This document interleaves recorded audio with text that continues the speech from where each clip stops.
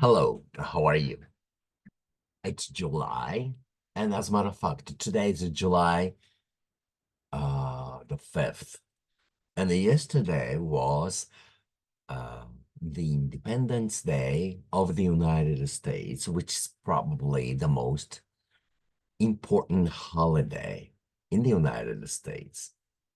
But also, there was another holiday in North America. The country is Canada. July 1st is the Canada Day, which is its foundation day. Not the Independence Day, but the Foundation Day, which is a little bit different from American Independence Day. Anyway, in the North America, this week's been very busy because many people are traveling. Uh, Usually people try getting together to spend their holidays with their families or perhaps very close friends. Just like a Japanese New Year's Eve or New Year's Day, something like that. And on those holidays, when it gets dark, of course, it's during the summer, especially northern part of the United States or Canada, because they in the northern area. So the daylight is very, very long, and it doesn't get dark until almost like a 9 o'clock in the evening, or even close to 10 o'clock in the afternoon. So anyway, when it gets dark enough, usually people enjoy watching fireworks in the air, of course, in the night sky.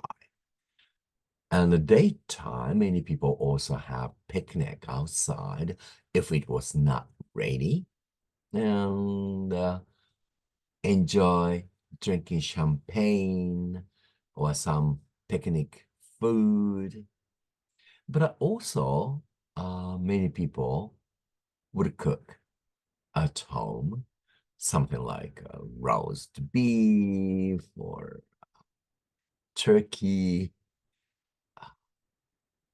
wonderful, wonderful salad, etc. So they're having great uh, holidays as well as the weekend, I hope. I used to enjoy them as well. I used to go go to a school ground or some kind of like a baseball or football or soccer stadium and sit down there and watch and enjoy the fireworks. But then during daytime, I usually get together with my church people and relatives sometimes, or closest to friends or classmates to have picnic outside. And I enjoy strawberries, cherries, sometimes rhubarb pies, etc. And I always enjoy them. Well, I hope they are this year as well. Now, this month, also another holiday in France. Uh, it is called the Bastille Day or Revolutionary Memorial Day or mm, the Fête de National, National Festival Day.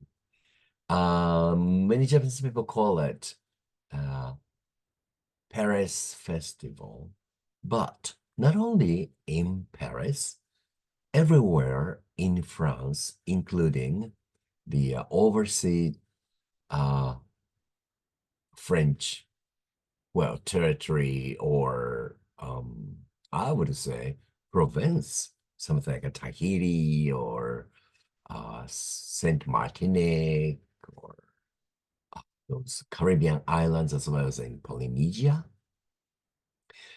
As they are part of France, they also celebrate this French holiday. But also in Japan, Korea, Taiwan, China, perhaps in Singapore, people celebrate the Star Festival, which is not a holiday, but it is a festive day. Uh, in Japan, people would write their wishes on a piece of a card and hanging in the bamboo tree, along with paper decoration. But in China, they do slightly differently, of course. The legend of two lovers meet once a year on the Festival day, or I would say night. And they're separated by the river called Milky Way. And those two stars are symbols of those two lovers. However, in Japan, they celebrated on July the 7th, but other countries, they celebrate on July 8th. So Japan does a little differently, of course. In Korea, many people dress up like those stars. Male, they dress up like the oxen keeper, and females dress up like the weaving princess. They are the lovers. However, I hope it is not going to be rain, because when it rains, those lovers cannot meet. They have to wait for another 365 days. Okay, today's idioms. The first one is to pin something on someone or one. It means to fix responsibility on the wrongdoer, or to transfer the blame or the guilt from the wrongdoer to someone else. For example, okay, during the trial, the prosecuting attorney tried to pin the murder on the victim's brother, but the jury returned a verdict of not guilty. Next sentence, for example, okay, who broke this flower vase? The father asked angrily. Then his son answered, "Oh, I don't know, but you cannot pin it on me." So he's trying to say somebody else did it, not me. So don't blame on me. Something like that.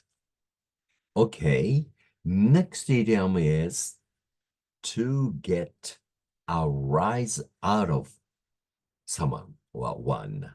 It means to cause resentment or confusion in another person or To provoke. I would say retort. Do you know provoke? Retort. Well, I'll give you example sentences. For example, when I told my boss or the boss that, oh, I was having trouble making new teaching texts or materials. Well,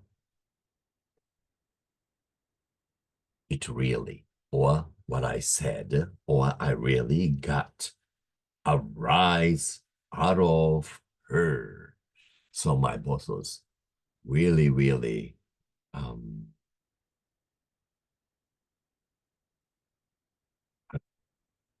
angry, upset, because the reason is what I said. Was it easy to understand? Well, let me try another example. For example, okay, you can kid or tease those children all day, but you will never get a rise out of them because those children are too smart and they are not going to upset about anything that you would do to them. Clever children. Okay. Last idiom for today is to stick around. It means to stay or remain where one is. For example, when I got up to leave, they begged me to stick around and sing a song. Okay, another sentence. I cannot stick around this delightful party any longer because I have to get up early to catch a plane. It means airplane. I have to go to the airport early in the morning, so I must go now.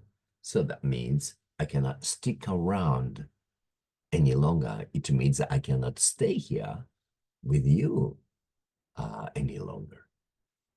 Okay. Well, I think time has come. So, words are next week. Take care of yourself and happy Star Festival to you and happy Canada Day and happy July 4th and perhaps happy French National Festival. Bye for now. Take care.